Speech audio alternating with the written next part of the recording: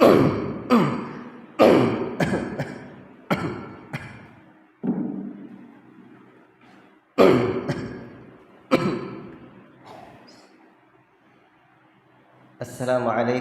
warahmatullahi wabarakatuh. Innal hamdalillah nahmaduhu wa nasta'inuhu wa nastaghfiruh wa na'udzu billahi min shururi anfusina wa min sayyiati a'malina. Man yahdihillahu fala mudilla lahu wa man yudlil fala hadiya lahu. أشهد أن لا إله إلا الله وحده لا شريك له وأشهد أن محمدا عبده ورسوله يا أيها الذين آمنوا اتقوا الله حق تقاته ولا تموتن إلا وأنتم مسلمون يا أيها الناس اتقوا ربكم الذي خلقكم من نفس واحدة وخلق منها زوجها وبث منهما رجالا كثيرا ونساء واتقوا الله الذي تساءلون به والأرحام إن الله كان عليكم رقيبا يا أيها الذين آمنوا اتقوا الله وقولوا قولا سديدا يصلح لكم أعمالكم ويغفر لكم ذنوبكم ومن يطع الله ورسوله فقد فاز فوزا عظيما أما بعد فإن أصدق الحديث كتاب الله وخير الهدي هدي محمد صلى الله عليه وسلم وشر الأمور محدثاتها وكل محدثة بدعة وكل بدعة ضلالة وكل ضلالة في النار. أيها الإخوة بارك الله فيكم. Syukur kita kehadirat Allah Rabbul Alamin yang senantiasa memberikan kita rahmat dan nikmat-Nya, sehingga pada kesempatan ini masih dapat kita lanjutkan daurah kita, sama-sama belajar 40-an hadis tentang dakwah dan perjuangan. Para talabatul ilmi yang dirahmati oleh Allah Subhanahu wa taala, sesungguhnya jalan dakwah adalah jalan berat, jalan yang butuh kesabaran, jalan yang kita butuh ketangguhan. Nabi SAW sendiri pun sampai-sampai diboikot dalam dakwahnya. Tidak sebentar, bertahun-tahun. Demikianlah dasarnya dakwah Nabi sallallahu alaihi wasallam.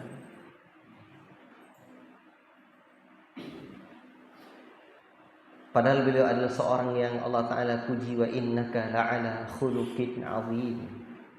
Sesungguhnya engkau Muhammad memiliki akhlak yang sungguh sangat agung.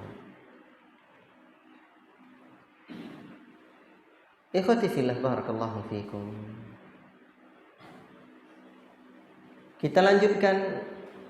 Tadi di hadis yang ke-22 kita menyebutkan tentang materi dakwah, dan tadi sudah saya sampaikan bahwa materi dakwah itu ada 3, namun rekamannya tadi ada sekitar 5 menitan yang tidak ada suara saya dengar. Belum sempat saya cek serius, saya kurang fit tadi. Tapi sekitar 5 menit sempat saya ini. Saya memperkirakan yang tertinggal itu ini. bahwa materi dakwah kita itu, tengoklah Nabi mengatakan kepada Mu'adz, kamu datang ahlul kitab, apabila kamu sudah sampai kepada mereka, fad'uhum ila an yashhadu an la ilaha illallah, kamu ucapkan syahadat mereka ucapkan syahadat la ilaha illallah, wa anna Muhammadar Rasulullah, dan Muhammad adalah Rasulullah.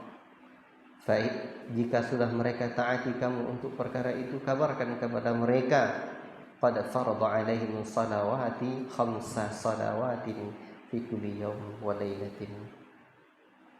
Ya.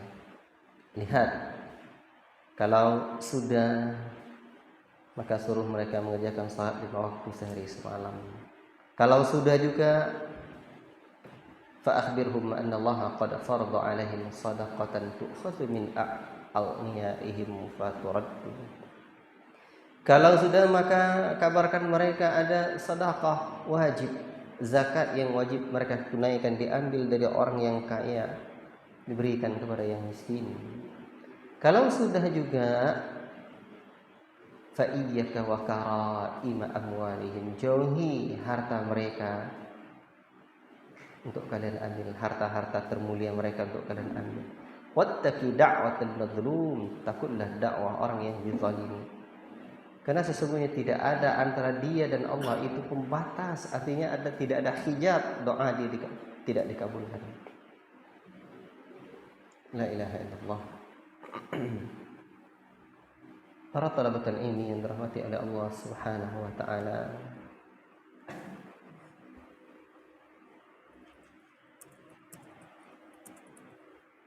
jadi materi dakwah itu ada aqidah, ibadah, kemudian akhlak. Ini dia.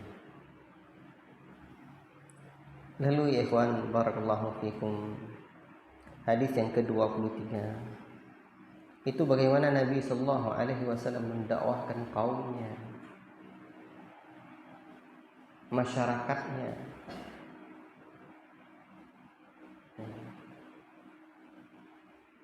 Dan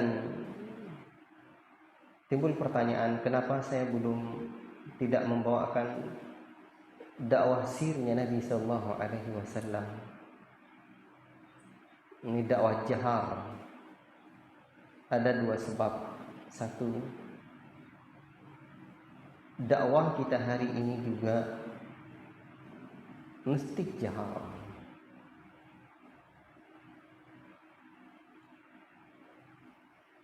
Dalam arti yang tepat, tidak kaku keras.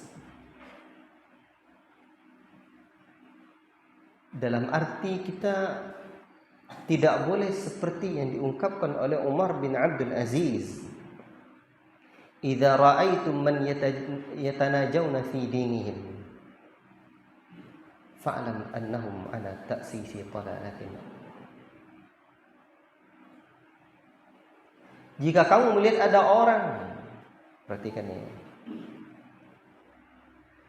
yang senantiasa mereka bersembunyi-sembunyi, berbisik-bisik dalam ala dinihim, dalam menyampaikan agama mereka, maka ketahuilah bahwasanya mereka ala ta'sisi dalalatin, tengah membangun sebuah kesesatan. La ilaha illallah. Dakwah ini betul ada tahqiqnya, tahapan-tahapannya. Dan itu yang kita terangkan dalam hikmah dalam berdakwah itu. Tapi bukan dengan tanzim sir, dengan gerakan tersembunyi dan terselubung, tidak. Makanya tadi saya sebutkan, dan saya tadi ingin menambahkan,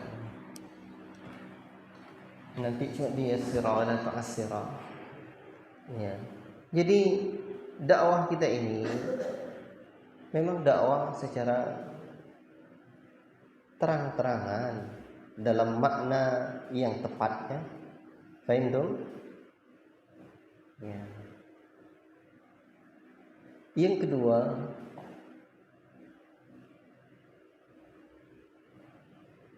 Saya belum menemukan tadi hadis yang tepat mana untuk dimasukkan di dalam dakwah sir ini. Pengen? Dua itu aja alasan saya. Karena memang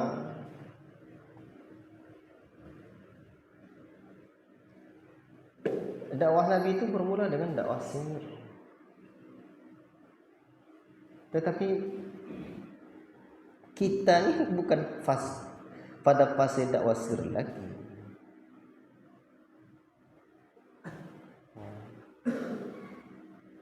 Satu waktu nanti saya tengok lagi, cari lagi, atau nanti sore, nanti malam, besok pagi yang pas dari hadis itu. Saya juga ada cari-cari mana yang pas, belum saya keinginan saya kemarin itu menerangkan bagaimana Nabi dakwah kepada ini, cuman belum sempat karena materi ini berubah belakangan. Kemarin enggak ini materinya, tiba-tiba saya ingat kayaknya ini, maka akhirnya ya udah saya pilih ini. Saya berharap memasukkan bagaimana Nabi mendakwahkan Abu Bakar, mendakwahkan. Kemarin perasaan udah ada kisah masuk Islamnya Abu Bakar. Kisah masuk Islam Abu Bakar itu menggugah itu. Cuman beberapa waktu ini mata saya juga agak kurang ini, nanti saya masukkan lagi. Insyaallah taala. Ya. Karena ini memang materinya dadakan, jadi nanti.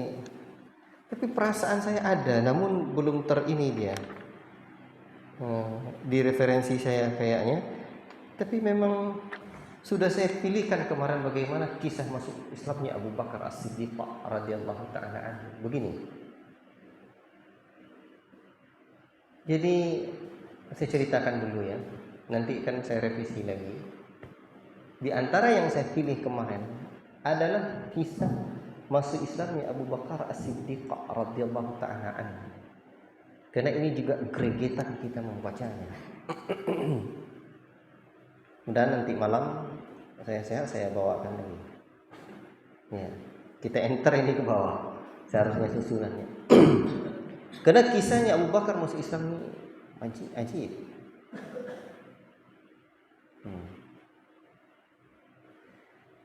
Jadi Abu Bakar ini adalah orang yang sudah bersahabat dengan Nabi Sallallahu Alaihi Wasallam, teman akrabnya.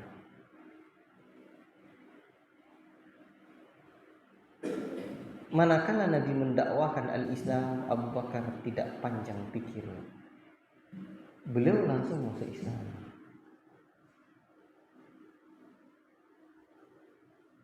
Begitu Abu Bakar masuk Islam, Abu Bakar ini juga kawan-kawan mengikuti beliau. Ketika disebutkan oleh para ahli sejarah tentang apa sebab yang menjadikan Abu Bakar ini orang mengikuti beliau, ada dua ilmu yang dibutuhkan orang dari Abu Bakar As-Siddiq. Dan orang sering berkumpul di depan rumahnya Abu Bakar As-Siddiq.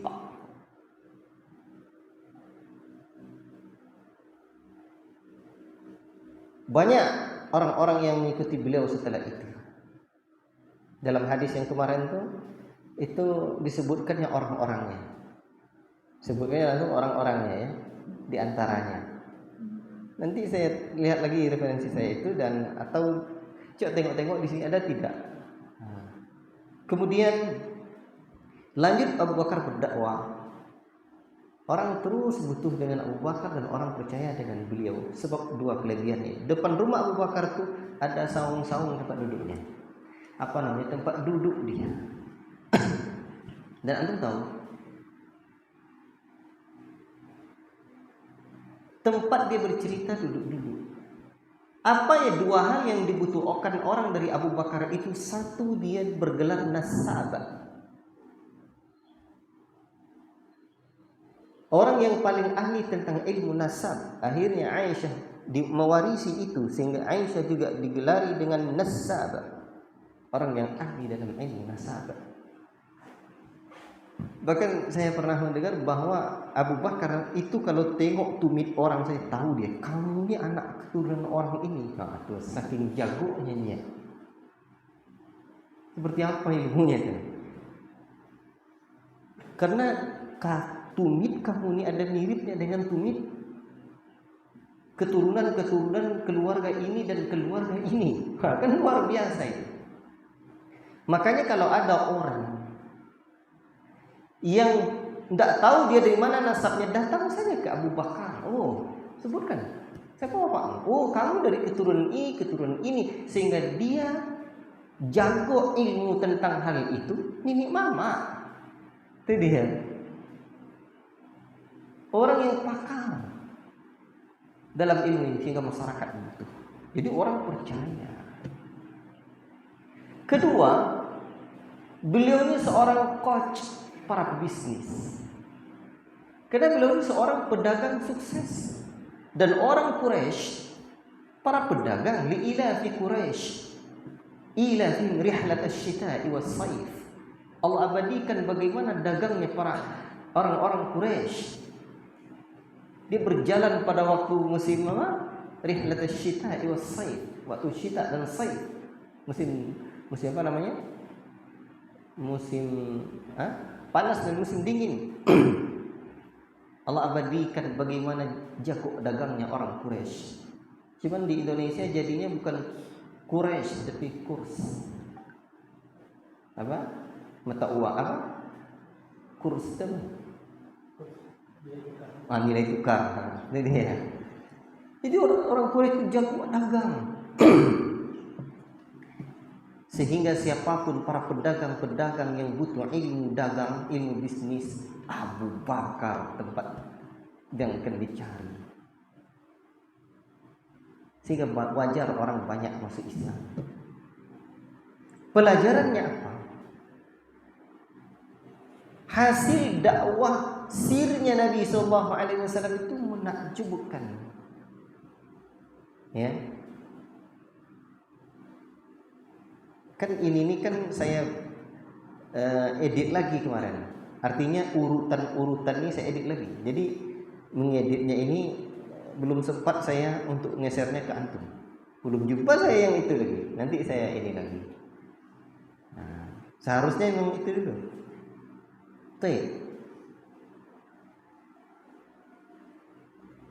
Bahkan dakwah Nabi SAW secara sir itu, ini perlu ya saya uraikan dulu ini.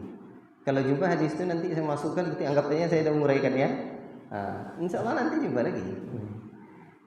Jadi, ikhwati fillah barakallahu fikum, dakwah Nabi secara sembunyi-sembunyi itu menakjubkan. Antum tahu? Di dalam kitab Rahikul Makhtumnya Syekh Safiyur Rahman Al-Mubarak Furi. Nah, itu kan disebutkan mulai dakwah itu ketika turunnya ya ayyuhal muddaththir qum fa'anzir. Ya. Beliau mengatakan bahwa periode Mekah itu dakwahnya 13 tahun. Diawali dengan secara sembunyi-sembunyi, dakwah terang-terangan. Ini kan penting ini. Kemudian yang ketiga periode Mekah itu 13 tahun. Kemudian dakwah sembunyi-sembunyi, dakwah terang-terangan. Kemudian dakwah di luar kota Mekah. Kemudian baru periode Madinah. Saat itulah peletakan dasar masyarakat Islami itu. Kemudian setelah itu perdamaian dengan orang Quraisy. Dan luar dakwah keluar kota Madinah. Barulah kemenangan yang berbondong-bondong turunnya ayat idza jaa nasrullahi wal fath. Nabi berwafat.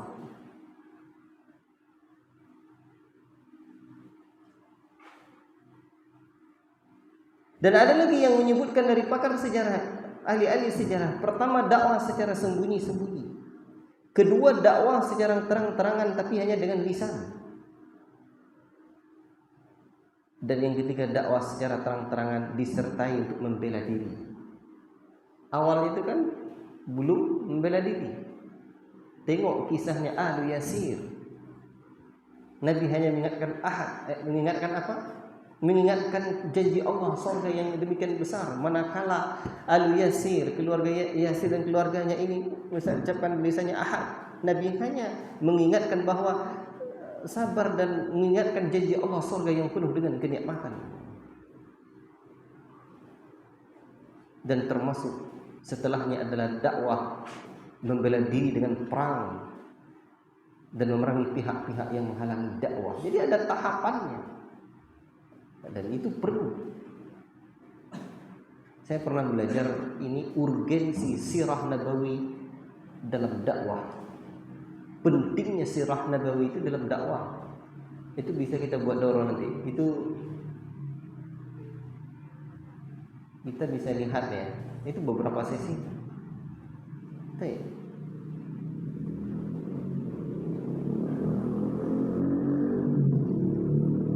Dan hasil dakwah secara sembunyi-sembunyi ini menakjubkan.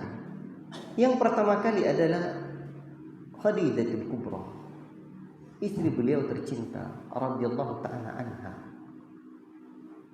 Ali bin Abi Thalib. Berarti dakwah Nabi untuk istrinya, kemudian untuk Ali bin Abi Thalib, untuk anak-anak, kemudian ada lagi anak angkatnya yang bernama Zaid bin Harithah, ketika itu usianya 20-an tahun. Kemudian di kalangan sahabatnya adalah Abu Bakar As-Siddiq, yang ketika itu Abu Bakar ini berumur 37-an tahun. Karena Abu Bakar itu jarak usia Nabi dengan beliau hanya 3 tahunan. Lalu anak-anak Nabi tercinta sallallahu alaihi wasallam, Zainab, Ummu Kulsum, Fatimah, Ruqayyah, anak-anak beliau. Dan Masya Allah, dari Abu Bakar As-Siddiq yang sebagai kawannya lahirlah para pejuang-pejuang Islam dari kalangan para sahabat yang mengikuti langkahnya Abu Bakar. Itu penting. Cerita tentang bagaimana Abu Bakar itu. Siapakah yang masuk Islam di tangannya Abu Bakar As-Siddiq radhiyallahu taala anhu? Utsman bin Affan, yang ketika itu hanya baru berusia 34 tahun. Lalu siapa lagi? Abdurrahman ibn Auf, yang saat itu berusia tajir ini berusia baru 30-an tahun. Antum tahu enggak berapa banyak istrinya Abdurrahman bin Auf? Coba lu tes. Dengar. Berapa? Kan yang didengarkan banyak hartanya saja kan? Dengar. Banyak tuh hartanya enggak tahu kita berapa istrinya. Itulah kita. Sa'ad bin Abi Waqqas, yang saat itu masih usia remaja yang tengah tumbuh kembang, 17 tahun umurnya. Siapa lagi? Talha bin Ubaidillah, yang juga saat itu masih anak-anak, 13 tahun. Ini dalam satu riwayatnya ini begini. Zubair bin Al-Awwam, saat itu baru berusia lebih kecil lagi, sekitar 12 tahun. Allahu Akbar. Dari 5 orang ini terus berkembang dan berkembang lagi. Banyak sampai 40-an orang yang masuk Islam. Allahu Akbar. Inilah yang mereka disebut dengan as-sabiqunal awwalun. Dan coba antum lihat. Jazakallahu khairan. Ustaz Balil membuka jalan untuk keterangan ini. Tapi ini memang penting dan apa namanya? Nanti saya cantumkan lagi hadis tentang bagaimana Islamnya Abu Bakar As-Siddiq radhiyallahu ta'ala anhu. Karena kalau dari dia nih pembukanya. Ya, kalau istri Rasulullah kan perempuan ya. Baik. Ali bin Thalib masih kecil ketika itu. Lalu nanti Islamlah Bilal ibn Rabah. Kalau kita tengok ya ikhwan, orang-orang yang masuk Islam itu di bawah kepala 40-an umurnya. Khadijatul Kubra yang satu riwayat itu menyebutkan 55 tahun. Tetapi para ahli hadis berbeda pendapat, karena ada yang mengatakan usia Khadijah tak sampai ketika menikah itu enggak seperti itu. Usia dia 28 tahun, gitu kan? Barakallahu fiikum. Ya, tapi setidaknya cuma beliau yang berusia di atas kepala 40-an. dengan Nabi tercinta sallallahu alaihi wasallam. Bilal bin Rabah baru berusia 30-an tahun. Abu Ubaidah bin Jarrah baru berusia di bawah 30-an tahun, 27 tahun usia beliau saat itu. Jadi mereka orang-orang yang memang tengah menggebu-gebu semangatnya. Luar biasa. Saya jadi sehat ini. Cerita. Tapi hadis lambat kita baca hadisnya. Arqam bin Abil Arqam baru berumur 16-an tahun. Ajib. Tapi di tangan mereka dakwah ilallah itu bangkit berkembang.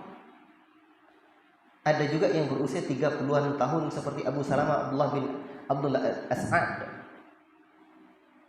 Tapi belum sampai 40 tahun.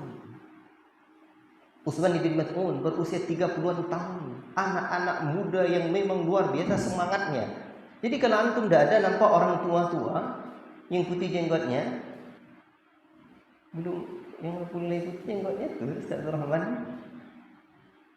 Nah, belum nampak kali putihnya, baru satu-satu. Tak apa-apa ya ikhwan. Semangat para pemuda. Usia sukses itu usia muda. Para sahabat-sahabat yang lain, sebutlah misalkan seperti sahabat Khabbab bin Arat itu. Siapa Khabbab bin Arat ini siapa? Yang mendakwahkan Islam adiknya. Hah? Betul tak? Adiknya Umar. Bernama Fatimah radhiyallahu ta'ala anha, Fatimah bin Akhtab. Dan antum tahu usia dia ketika itu masuk Islam 20-an tahun. Luar biasa. Siapa lagi yang antum paling kenal ketika itu? Ja'far bin Abi Thalib. Ja'far bin Abi Thalib ketika itu belum berusia 20 tahun, baru sekitar 18 tahun. Luar biasa. Abdullah bin Mas'ud ini masih kecil. Baru 14 tahun. Allahu Akbar. Dan seterusnya para sahabat Nabi sallallahu alaihi wasallam yang berjumlah lebih kurang hampir 30-an orang. Itu disebutkan dalam sejarahnya itu bahwa Nabi dengan anak-anak istri beliau itu, nah, awal-awal dakwah itu sekitar 5 orang ya. Kemudian yang beliau dakwahi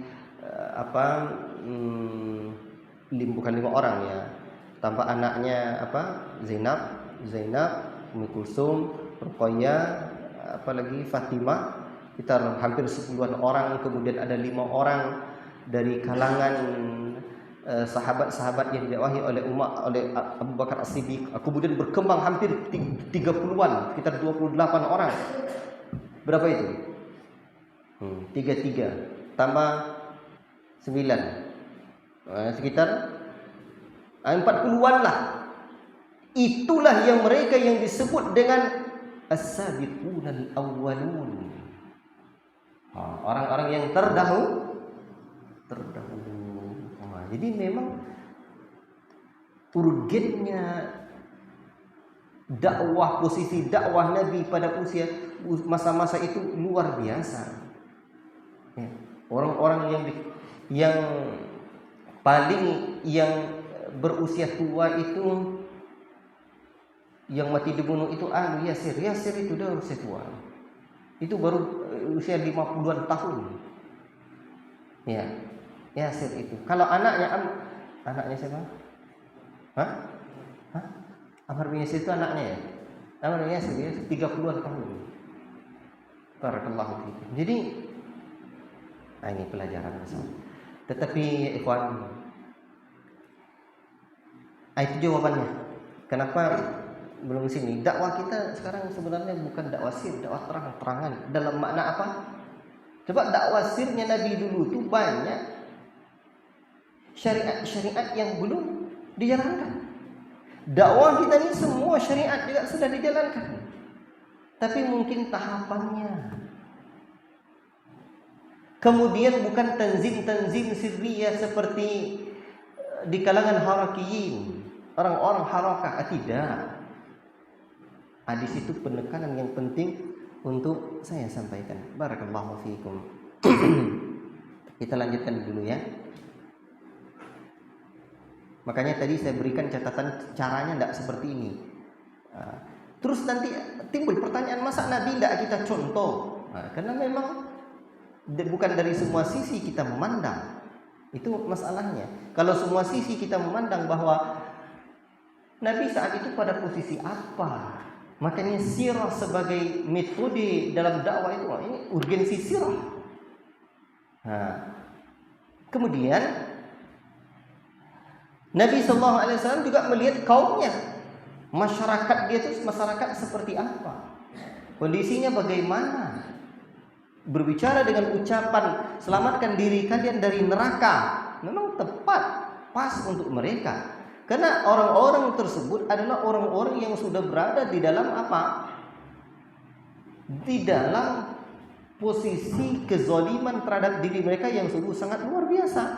Makanya Nabi wajar saja mengatakan angkitu anfusakum minan nar, selamatkan diri kalian dari neraka. Dan keluarga besar dia sama aja dengan kita. Coba tengok nih kita. Ada ponakan kita. Kata kita ini orang terpandang, disukai oleh kaum kita. Selamatkanlah diri kalian itu dari neraka. Misalkan. Faham tuh? Jadi pas. Makanya untuk kalangan keluarga dia pas. Dan ikatan kesukuan mereka itu ajib, luar biasa. Jadi asyirataka, kemudian al-aqrabin, orang-orang yang dekat. Baik. Nah itu, jangan lupa hal ini. Dah. Sahabat juga jangan lupa. Baik. Ikhwati fillah, barakallahu fikum. Kita lanjut dulu ya. Tidak dapat faedahnya insyaallah.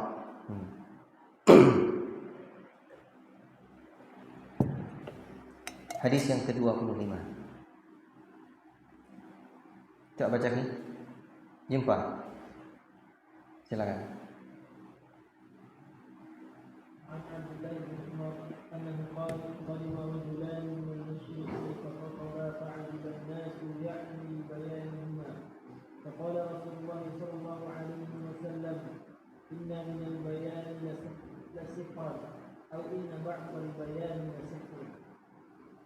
Dari Abdullah bin Umar radhiyallahu anhu ia berkata, dua orang laki-laki datang dari wilayah timur.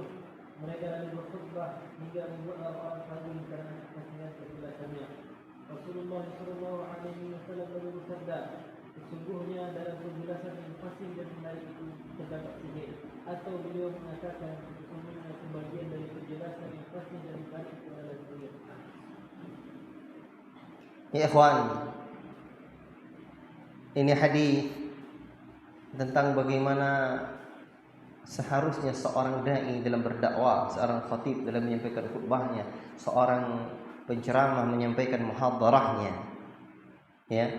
Karena Nabi menyebutkan dari Abdullah bin Umar ia berkata, ada dua orang, Abdullah bin Umar ia berkata, dua orang laki-laki datang dari wilayah timur, mereka lalu berkhutbah hingga membuat orang-orang kagum karena kefasihan penjelasannya, dan Nabi pun mengatakan inna minal bayani la sihra au inna ba'dal bayani la sihr.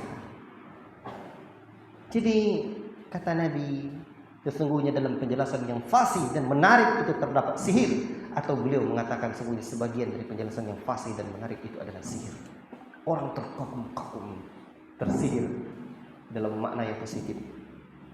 Tapi kalau yang disampaikan itu adalah kebatilan, orang juga tersihir dengan kebatilannya.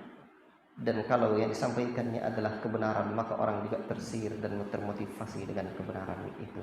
Makanya seperti perkataannya Pak Cokro Aminoto. Apa kata dia? Kata beliau, rahimahullah ta'ala, apa katanya? Pak Cokro Aminoto itu bapaknya bangsa ini. Jadilah kalian orang besar. Orang besar itu, jika kalian menulislah seperti para jurnalis.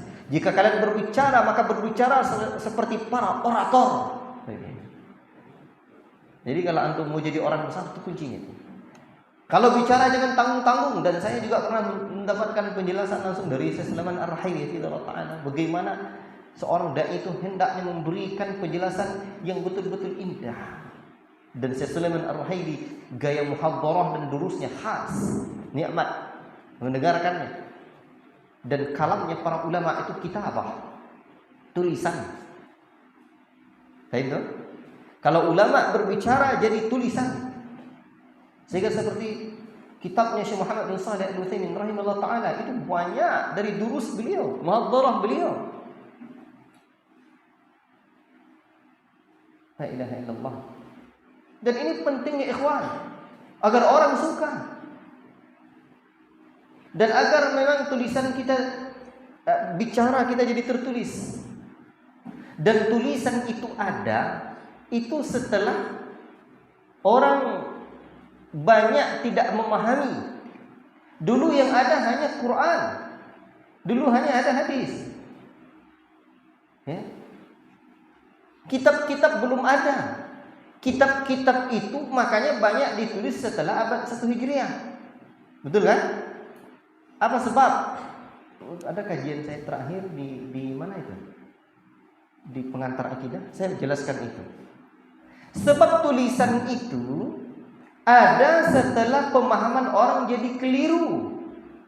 Akhirnya para ulama menulis. Sebelumnya mereka bukan tidak menulis dalam makna negatif. Oh, tidak bagus ilmunya, tidak ada tulisannya. Tidak, karena saking bagusnya lah ilmu mereka sehingga mereka tidak butuh tulisan. Pemahaman mereka lurus. Manakala pemahaman sudah banyak yang rusak dan tulisan itu adalah alat untuk memahami, makanya lahirlah tulisan. Kalau sudah banyak alat, itu tandanya banyak rusak, iya kan? Itu mobil ayah saya tuh dulu yang mobil pickup itu, 5 tahun pertama itu kemana-mana bawa beda ada rusaknya, Tidak perlu alat-alat setelah itu. Jadi kalau udah banyak rusak butuh banyak alat. Lahirlah tulisan-tulisan. Mau tulisan nahwu, alat untuk memahami bahasa. Mau tulisan usul tafsir dan termasuk juga ilmu-ilmu akidah untuk dibantah pemahaman yang keliru itu. Tetapi ini memang dibutuhkan. Menulislah seperti para jurnalis. Kemarin ditanyakan juga kepada Syekh Ibrahim Ar-Ruhaili hafizallahu taala, bagaimana caranya menulis agar baik. Kata Syekh Ibrahim, memang harus belajar kepada orang yang juga takhasus yang bisa untuk belajar untuk mengajarkan menulis yang bagus itu, kata beliau. Cara makna demikian. Makanya kalau menulislah seperti para jurnalis. Kalau mau bicaralah seperti para orator. Dan para ulama ketika mereka berbicara ilmu mereka banyak akhirnya jadi kitab. Kitabnya Syekh Ibnu Taimiyah, kitabnya para ulama banyak didiktekannya ke murid-muridnya. Akhirnya murid-muridnya jadi membukukannya. Ajib, luar biasa. Itu efek apa? Ilmu banyak, bicara juga pandai. Ilmu kurang, bicara juga kurang. Tapi candu tampil. Ini bahaya. Candu apa? Candu maju ke depan. Jadi memang ada orang yang tipe dia candu tampil. Saya dakwah satu tempat, lalu Evan itu bilang, dia tuh tidak pandai, dia tuh apa? Cuman orang lain tidak boleh maju sama dia. Pokok dia candu maju, candu tampil. Itu bahaya itu.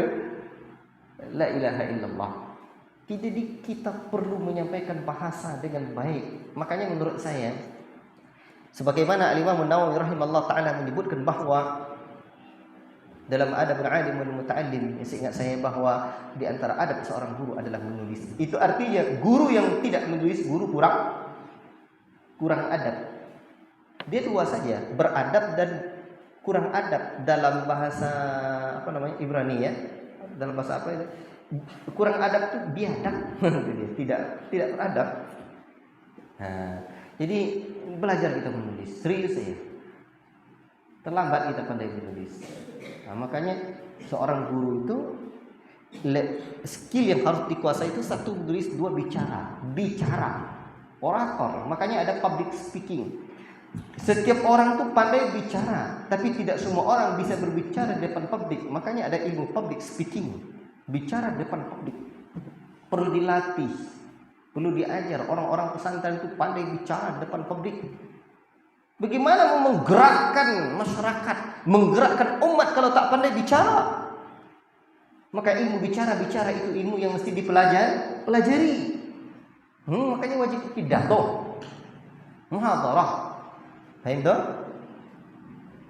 Ini penting ya ikhwan. Penting sekali ini jadi catatan kita untuk terus berjuang dalam perkara ini. Walaupun lisan hal, lisan sikap kepribadian itu bagus, tetapi antum tahu tidak, dengan bicaralah dunia ini bisa dirubah oleh para pahlawan. Satu negeri bisa merdeka dengan oratornya pemimpin satu negeri itu. Tengok bicara-bicaranya Bung Karno, ajib. Tengok bicara-bicaranya Bung Tomo, luar biasa. Tengok bicara-bicaranya Buya Hamka, pidatonya Buya Hamka, merinding bulu roma kita dibuatnya. Jadi antum latih itu. Dan bicara yang baik adalah bicara yang seluruh orang audiens yang hadir itu bisa tersentuh. Maka konsep public speaking yang bagus saya rasakan itu adalah semua orang yang hadir itu bisa disentuh. Bagaimana? Ada orang yang memang semangat aja dia. Di kalangan anak-anak muda yang memiliki hamasah, ya. Itu orator itu mesti bicara-bicara tegas, bicara-bicara membangkitkan semangat mereka. Tapi ada orang yang capek, dia begitu. Dari kalangan orang-orang tua, kita perlu mendayu-dayu dan membuat mereka bisa menangis. Itulah. Tapi jangan takalluf pula, berlebih-lebihan yang dibuat-buat mudah. Terus ada lagi di kalangan orang-orang lain yang mungkin model dia cerita, mungkin model dia begini. Kalau ada orang yang hanya mendayu-dayu aja, nangis aja, ada orang yang tipenya capek dengar dia ceramah kok nangis aja dari awal sampai akhir. Makanya ada saat naik, ada saat turun, begitu ya ikhwan. Kalau enggak bisa. Makanya pelajari ilmu ini. Ya, paham tuh? Banyak sebenarnya nak disampaikan dalam bab untuk bicara-bicara ini. Karena ini ujian sekali penting. Namun yang paling penting antum belajar bicara. Antum ada kemarin siapa yang nanya sama saya, Ustaz, saya tidak berani bicara, Ustaz. Ya, ada ingat saya di belakang. Gini saya bilang, antum tahu Zakir Naik itu dulu tidak pandai ngomong. Orang tapi guru dia Syekh Ahmad Dedat pernah diundang, tiba-tiba gurunya batal datang, tidak bisa hadir, terpaksa perlu gantikan lisannya yang kadal atau kidal, cadal atau namanya, cadal, cadal ya, hilang. Tengok sekarang bicaranya dia, luar biasa, bisa hilang gitu. Jadi bisa dilatih. Makanya bicara semua orang bisa, tapi bicara depan publik butuh dilatih. Bisa paham? Kalau enggak menggigil. Oke lah, hadis yang selanjutnya. Ini panjang ini ya ikhwan, dan ini penting ini. Silakan baca, dikuatkan pakai ini.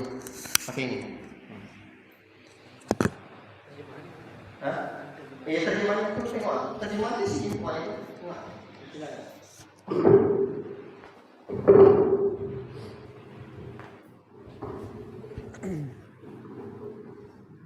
Hadis ke-26 dari Ibnu Abbas radhiyallahu anhuma berkata, telah menceritakan kepadaku Abu Sufyan dari lisannya ke lisanku. Ia berkata, aku berangkat pada masa-masa Rasulullah sallallahu alaihi wasallam diutus, dan ketika aku berada di Syam, ada sebuah surat dari Rasulullah sallallahu alaihi wasallam kepada Kaisar Romawi. Yang membawa surat itu adalah Dahyah Al-Kalbi. Lalu ia menyerahkan kepada pembesar Basrah.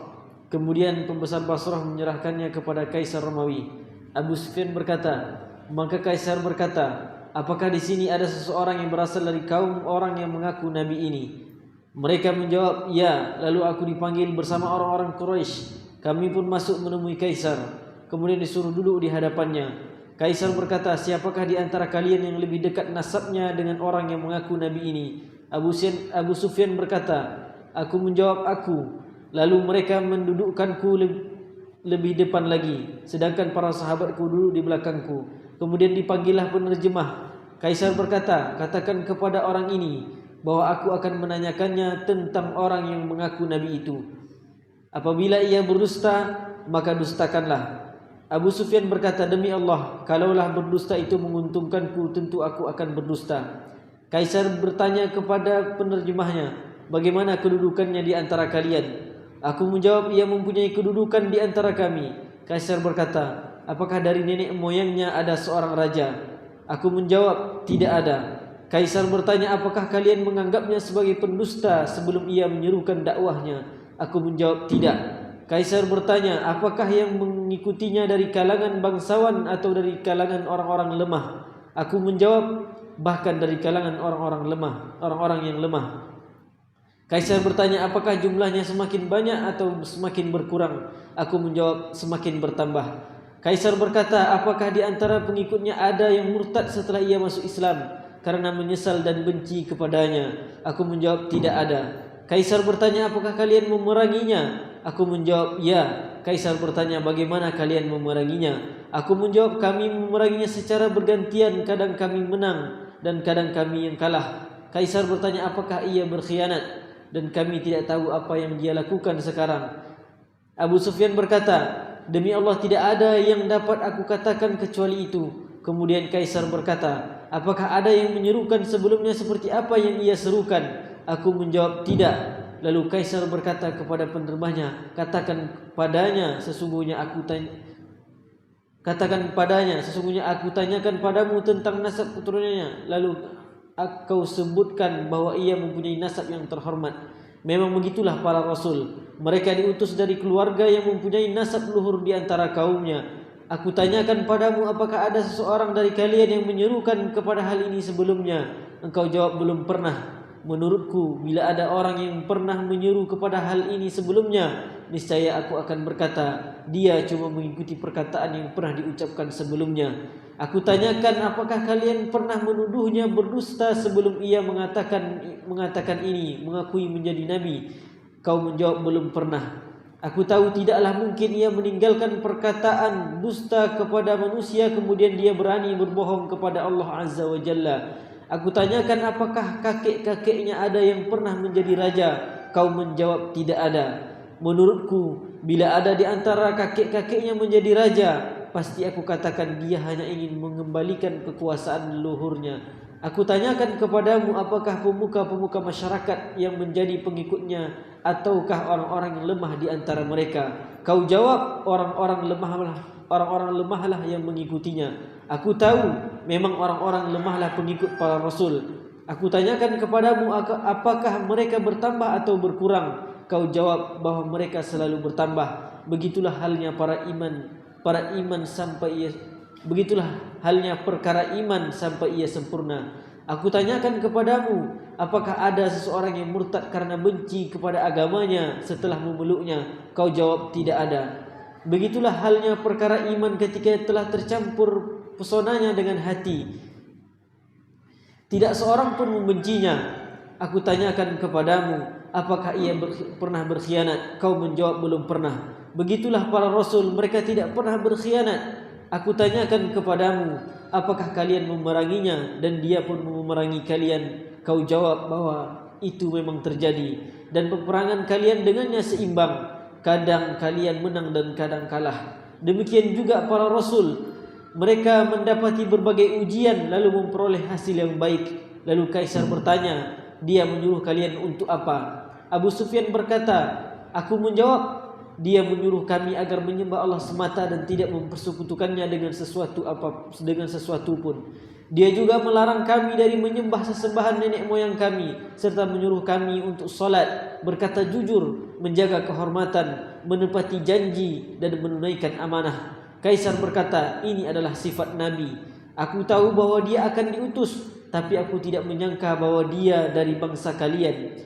Jika apa yang telah kau katakan adalah benar, maka ia akan dapat memiliki tempat kedua kakiku berdiri ini. Demi Allah, jika saja aku dapat memastikan bahwa aku akan bertemu dengannya, niscaya aku akan memilih bertemu dengannya.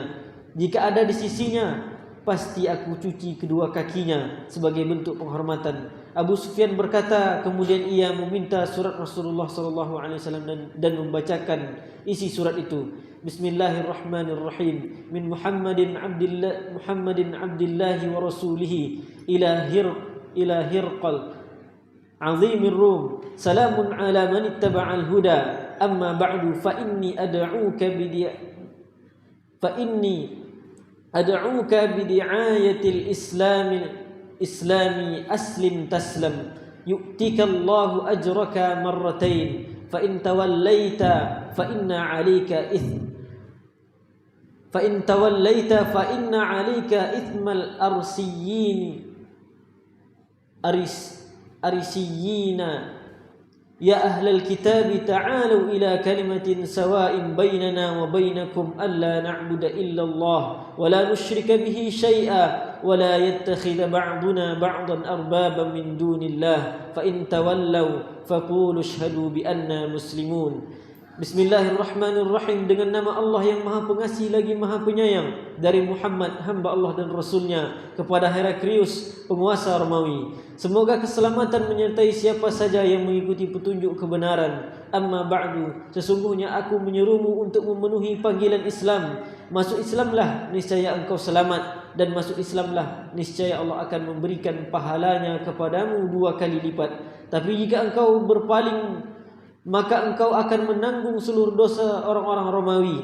Dan katakanlah, hai ahli kitab, marilah berpegang kepada suatu kalimat ketetapan yang tidak ada perselisihan antara kami dan kamu, bahwa tidak kita sembah kecuali Allah dan tidak kita persekutukan Dia dengan sesuatu, dan tidak pula sebagian kita menjadikan sebagian yang lain sebagai Tuhan selain Allah. Jika mereka berpaling, maka katakanlah kepada mereka, saksikanlah bahwa kami adalah orang-orang yang berserah diri kepada Allah. Setelah ia selesai dengan bacaannya, terjadilah kegaduhan di antara para pembesar Romawi yang ada di sekitarnya, dan menjadi semakin ribut sehingga aku tidak tahu apa yang mereka katakan. Lalu keluarlah perintah dan kami dibawa keluar. Abu Sufyan berkata, ketika aku dan kawan-kawanku telah keluar dan menyelesaikan urusanku dengan mereka, aku berkata kepada mereka, urusan Ibnu Abu Kabsyah telah menjadikan ia ditakuti oleh raja-raja Bani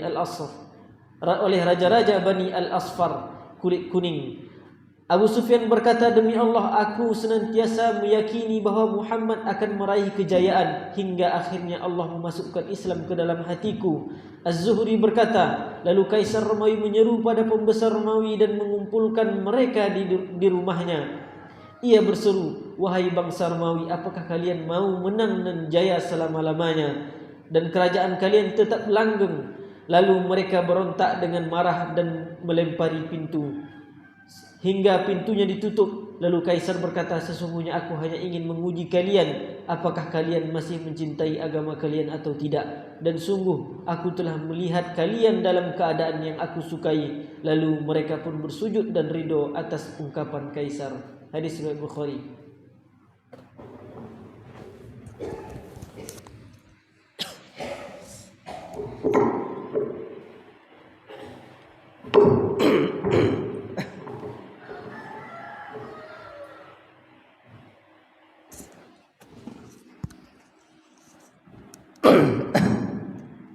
Ikhwati fillah, barakallahu fikum. Hadis ini adalah hadis yang mulia, yang sungguh sangat luar biasa. 26, hadis yang ke-26 ini adalah hadis yang sungguh sangat indah diuraikan oleh Ustadzuna Abdul Hakim bin Amir Abdad dalam muhadarah beliau yang berjudul Aslim Taslam. Dan muhadharah ini di antara muhadharah yang beliau sampaikan dulu di Umar bin Khattab yang berudah sakti tanah. Itu Fatimah Fauzan masih kecil kan. Saya bawa dua. Pertama banyak orang hadir tahu sana. Ketika itu Pak Jeffrey Nur, bupatinya beliau hadir. Indah sekali kalau Sabdul Hakim menerangkan tentang aslim taslam ini, merinding kita dibuatnya. Mungkin di internet antum silakan dengar ucapan beliau tentang cerita Heraklius, tentang Kaisar dan Heraklius dan Kaisar. Ya, ini sungguh sangat indah. Jadi ini kisah. Antum sudah dengar tadi bacaannya panjang. Saya tidak titik pembahasan kita tidak di kisah itu. Tapi kisah itu hanya sedikit saja. Mereka ahli kitab betul-betul mengetahui bagaimana ciri-ciri Nabi akhir zaman itu. Tetapi sayang di antara mereka tidak terima, tidak menyangka bahwa Nabi akhir zaman itu akan terlahir dari kalangan orang-orang bangsa Arab, bangsa Quraisy. Mereka sebenarnya juga menunggu-nunggu. Dan hadis ini luar biasa rasanya. Mendengarkan hadis ini rasanya makin bertambah keimanan saya awal pertama dahulu. Memang sudah diketahui oleh orang-orang sebelumnya. Ini kan kisah luar biasa. Begitulah keadaan para nabi itu diutus. Bahkan beliau menyebutkan begitu kalau keimanan sudah meresap. Cuman pelajaran kita di sini sekarang ada dua. Satu minimal ya. Satu, medaunya dakwah bukan hanya kalau tadi bicara tentang bagaimana metode dakwahnya dengan lisan. Yang pertama dulu dengan tulisan. Tengok dakwah Nabi. Bismillahirrahmanirrahim min Muhammadin Abdillahi wa Rasuli ila Hiraqala azimir Rum salamun ala man ittaba'al huda amma ba'd. Wah, ini kan luar biasa. Salamnya Nabi, tengok salam atas orang yang ikuti petunjuk. Fa inni ad'uka bi di'ayatil Islam. Aku menyerumu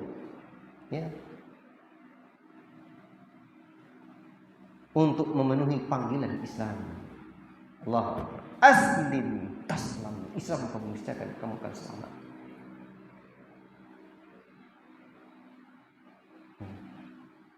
Luar biasa.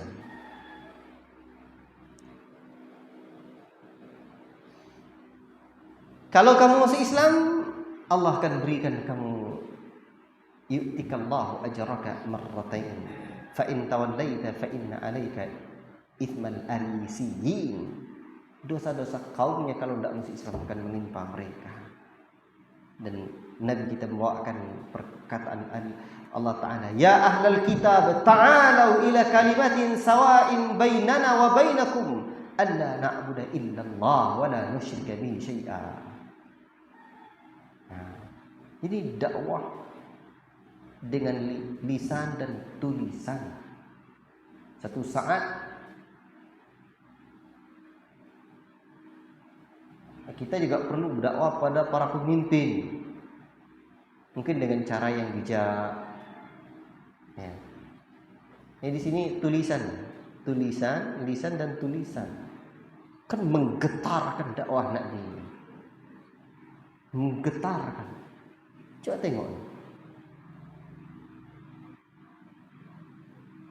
Bahkan kan tidak ada orang yang menulis surat dari Muhammad, dari menyebut namanya ke seorang raja. Ini tulis.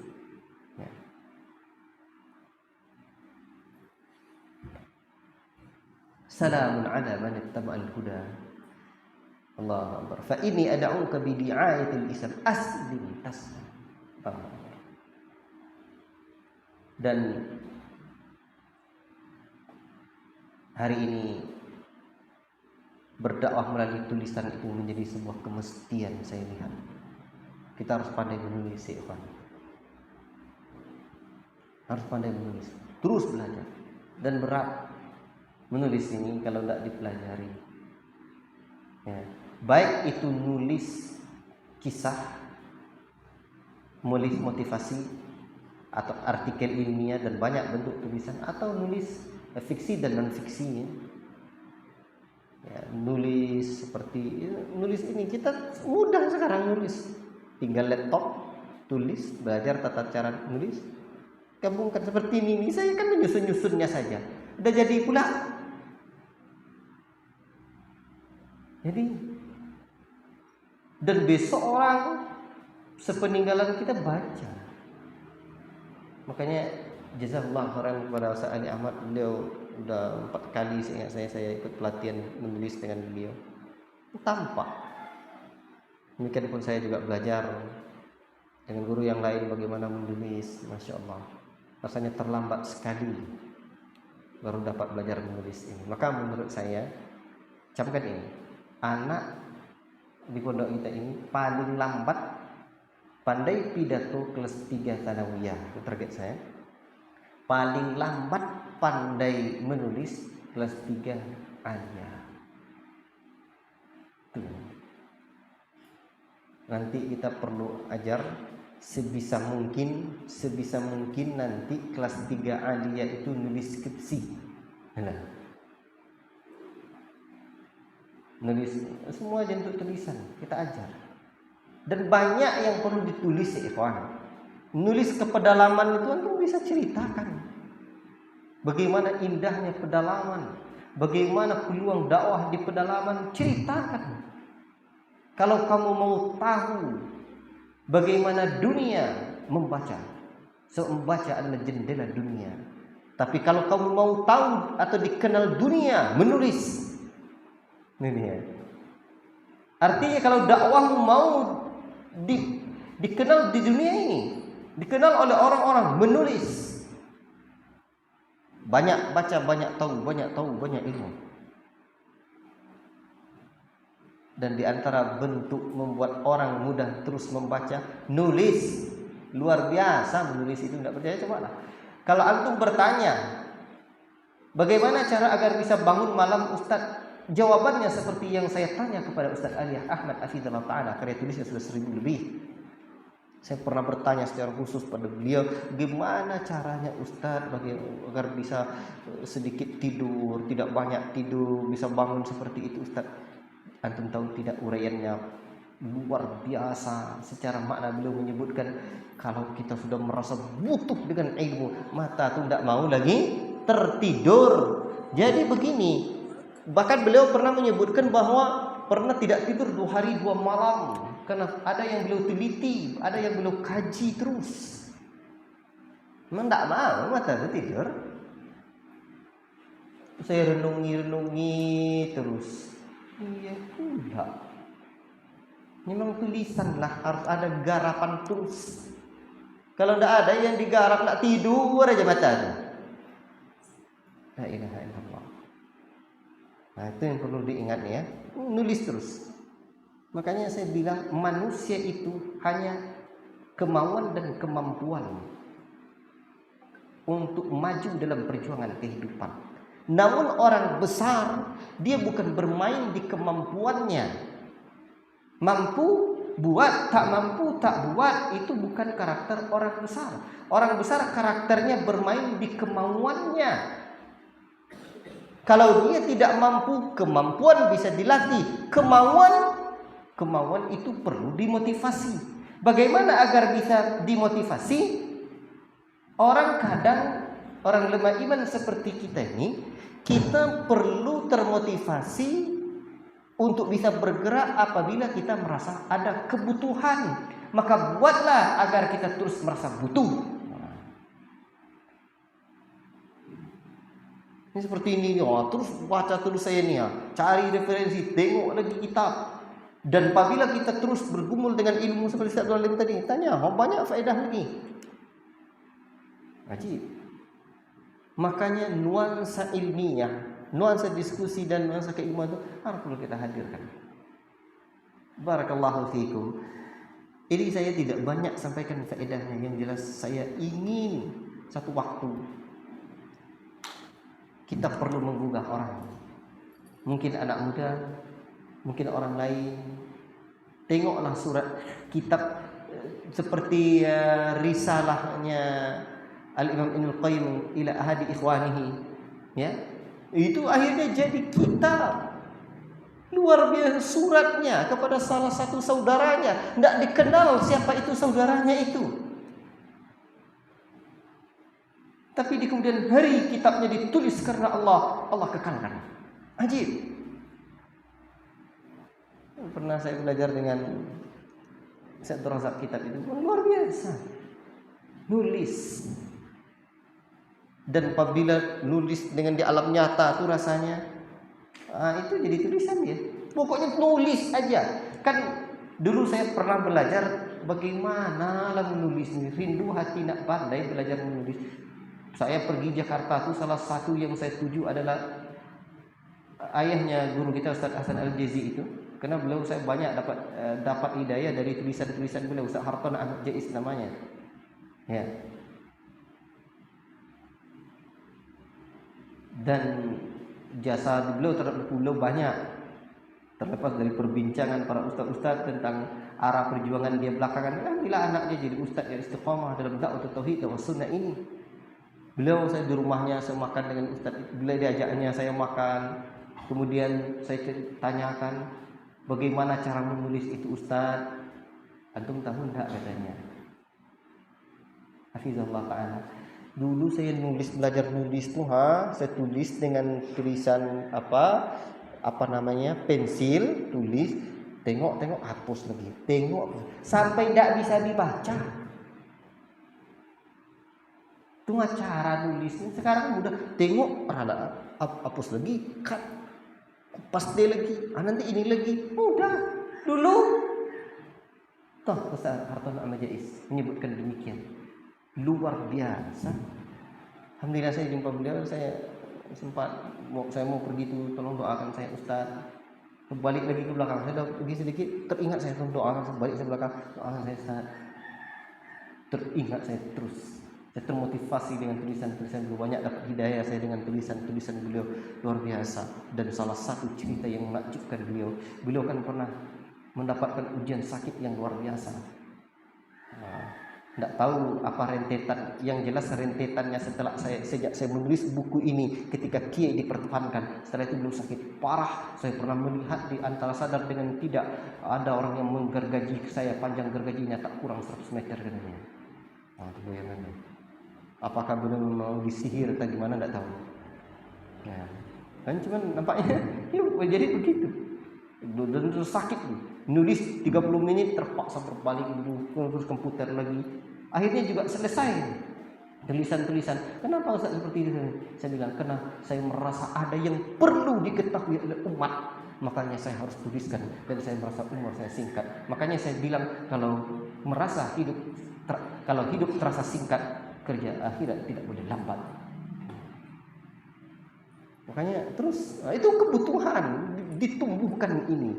Barakallahu fikum. Baru hadis yang ke-26 ya ikhwan. Dan yang didakwahkan oleh Nabi sallallahu alaihi wasallam adalah seorang raja besar. Coba kita baca dulu hadis yang ke-27 itu. Ani Ibnu Abbas qala kuntu khalfa Rasulillah sallallahu alaihi wasallam yawman faqala ya gulam inni uallimuka kalimat ihfazillaha yanfazka ihfazillaha tajid tujahak idza sa'alta fas'alillaha wa idza ista'anta fasta'in billah wa'lam anna al-ummata law ijtama'at ala ay yanfa'uka bi syai' lam yanfa'uka bi syai'in laqad kataballahu laka wa law ijtama'u ala ay yadurruka bi syai'in lam yadurruka bi syai'in illa qad katabahu Allahu 'alaik wa rufi'atil aqlam wa jaffatis suhuf. Ini luar biasa. Kalau tadi dakwah Nabi dalam hadis yang ke-26 adalah kepada seorang raja besar, ini Nabi juga memperhatikan dakwah ini kepada seorang anak kecil. Haji Ibnu Abbas radhiyallahu ta'ala anhu, seorang gulam. Wahai anak, saya ingin mengajarkan kamu beberapa kalimat. Peliharalah Allah, jagalah Allah, niscaya Allah akan jaga. Ini juga materi dakwah. Bagaimana Nabi mendakwahkan anak kecil. Pelihara Allah, jaga Allah, niscaya Allah menjagamu. Allahu Akbar. Ya. Jagalah Allah, niscaya Allah akan menemuimu di hadapanmu.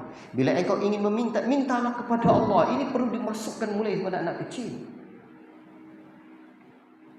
Ada seorang ustaz bercerita, dia melihat anaknya. Saya baca dulu di internet. Dia mintalah pada Allah, saking masuknya hadis ini padanya, dia pengen minta jajannya. Ya Allah, semoga secara makna seingat saya begitu. Semoga saya dapat dijajan, semoga abiku mau membelikan jajan. Dengar anaknya, dengar ayahnya, kan luar biasa itu. Tayyib. Dan coba lihat, luar biasa. Apabila kamu minta kepada Allah, mohon pertolongan kepada Allah, dan dimasukkan akidah itu mulai usia anak-anak. Sekiranya umat ini semua ingin memberikan manfaat, tidaklah akan sampai manfaat itu kepadamu kecuali yang telah ditetapkan Allah untukmu.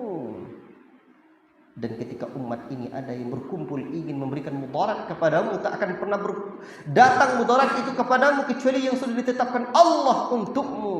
Rufi'atil aqlam wa jaffatis suhuf. Allahu akbar. Pena-pena telah diangkat dan lembaran-lembaran telah kering. Ini diajarkan kepada anak-anak kecil. Jadi kalau mad'unya anak-anak dan materi dakwahnya menakjubkan, itu untuk anak-anak. Sampai meresap itu. Allah, ini dakwah Nabi buat anak-anak. Wallahu ta'ala a'lam bissawab. Saya kira sampai di sini dulu. Nanti hadis yang ke-28 ini dakwah Nabi kepada wanita. Ya. Kemudian hadis yang ke-29 itu dakwah Nabi kepada seorang yang suka membuat Nabi tertawa. Kemudian hadis yang ke-30 dan juga nanti ada seorang hadis yang ke-31 itu atau 30 nanti itu ada orang yang kadang Nabi mendekapnya dari belakang. Tengok cara-cara Nabi. Wallahu ta'ala a'lam bissawab. Cukup sekian dulu apa yang dapat kita pelajari pada sore ini, dan silahkan nanti Ustaz Aung untuk mengisi kajian ini, dan insyaallah habis asar bincang santai saja dengan saya, kawan-kawan yang ada perlu dan kegiatan-kegiatan dakwah dan hal-hal yang lainnya. Barakallahu fikum. Saya mohon izin untuk mengisi mulai nanti malam. Sekarang hadis yang ke-27. Ya. Hadis berapa sekarang? Nanti kalau saya sambung nanti malam insyaallah 8 sampai 35. Besok subuh cukup 5 lagi atau tambah 1 atau 2 lagi. Jika lebih nanti atau kita lihat kondisinya. Insyaallah taala pagi besok jam 8 sampai sore kita lanjutkan dengan musyawarah dakwah. Baik tu? Insyaallah cukup. Ya. Allahumma fa'na bima 'allamtana wa 'allimna bima yanfa'una wa sallallahu wa sallama ala nabiyyina Muhammad wa ala alihi wa sahbihi ajma'in. Assalamu alaikum warahmatullahi wabarakatuh.